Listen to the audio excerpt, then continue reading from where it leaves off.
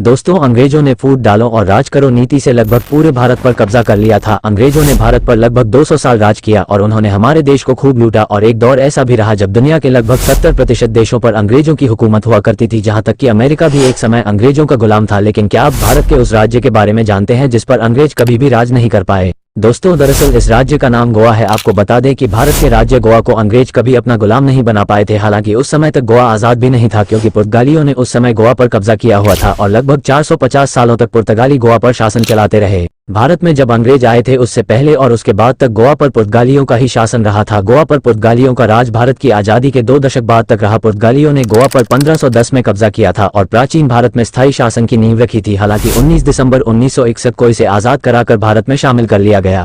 अब सवाल ये उठता है कि पुर्तगालियों ने केवल गोवा पर ही शासन क्यों किया, वे पूरे भारत पर शासन क्यों नहीं कर पाए? तो आपको बता दें कि उस समय पूरे भारत पर पुर्तगाली शासन करना तो चाहते थे, लेकिन वो उस समय ऐसा करने में सक्षम नहीं थे। यही वजह थी कि उन्होंने सिर्फ गोवा पर ही राज किया। फिलहाल क्षेत्रफल की दृष्टि से देखें तो गोवा भारत का सबसे छोटा राज्य है। वहीं जीडीपी के लिहाज से देखें तो यह भारत का सबसे अमीर राज्य भी है। गोवा की आय का प्रमुख स्रोत पर्यटन है और यहाँ के समुद्री तटों को देश और दुनिया में जाना जाता है। इन सब के ऊपर आपकी क्या राय है, हमें कमेंट करके जरूर बताना और हमें सपोर्ट जरूर करना, क्योंकि हमें आपकी सपोर्ट की बहुत ज्यादा जरूरत है। तो वीडियो को शेयर जरूर करना और इस वीडियो पर आपका अच्छा रिस्पॉन्स दिखाना और चैनल को सब्सक्राइब करना मत भूलना। धन्यवाद।